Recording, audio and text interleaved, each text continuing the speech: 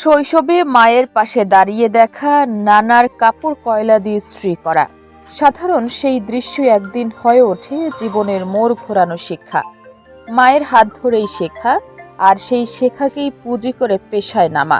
এরপর পেরিয়ে গেছে দীর্ঘ 55 বছর অবিরাম পরিশ্রম, নিষ্ঠা আর ঐতিহ্যের গল্প বুনে চলেছেন গাজীপুরের শ্রীপুর উপজেলার সাতখামাইয়ের দৌলতপুর এলাকার মনিরুল ইসলাম, সবার প্রিয় কালামিয়া। সবাই আমার নামটা জানে আর কি, কালামিয়া কালামিয়া করেই ডাকে আর কি সবাই। আমার আসল নাম হইলো মোহাম্মদ মনিরুল ইসলাম। আমার আম্মা কাপড় ইস্ত্রি খুব ভালো করতো, তারপরে আমি এটা ধরে রাখছি আর কি। আমার মার বয়স তো বহুত হয়েছিল তখন আমার মা এটা আমার নানার জন্য করতো কাপড় ইস্ত্রি, তখন আমার নানার কাছ থেকে মা শিখছে, শিখার পরে আমার মার কাছ থেকে আমরা শিখছি।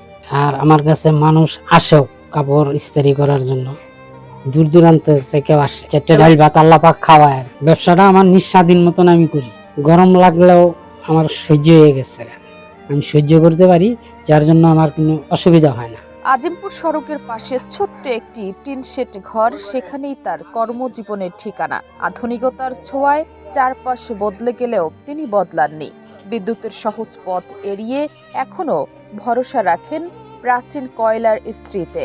তার হাতে ইস্ত্রি হওয়া কাপড় যেন পায় আলাদা এক যত্নের ছোঁয়া। দিন শেষে যখন অন্ধকার নামে, তখনও থেমে থাকেন না কালামিয়া। বিদ্যুতের আলো নয়, হারিকেনের মৃদু আলোয় চালিয়ে যান তার কাজ। একাগ্রতা আর দায়বদ্ধতার এক অনন্য দৃষ্টান্ত। এলাকাবাসীর কাছে তিনি শুধুই একজন ইস্ত্রিওয়ালা নয়, বরং হারিয়ে যেতে বসা এক ঐতিহ্যর জীবন্ত প্রতীক। তাদের ভাষায়, ইলেকট্রিক ইস্ত্রিতে কাপড় 2-3 দিন ভালো থাকে, কিন্তু কালামিয়ার কয়লার ইস্ত্রিতে করা কাপড় 6-7 দিন পর্যন্ত ঝকঝকে থাকে। ওই আগের দিনের ইয়াটা বেড়ে যাচ্ছে, আমার কাছে খুবই ভালো লাগে। বর্তমান যুগে লেগে তো দেখা যায় যে মিল পড়ে না, কিন্তু রাখছে এটাও মানুষ দেখে বুঝুক যে আগে এটা আসছিল। এটাও একটা ঐতিহ্য, একটা ইতিহাস না, যে কয়লা দেয় ইস্তারির ভিতরে যে আগুন ধরাইয়া কাপড় ডললে এটার ইস্তারি কর, এই হারি খারাপ না।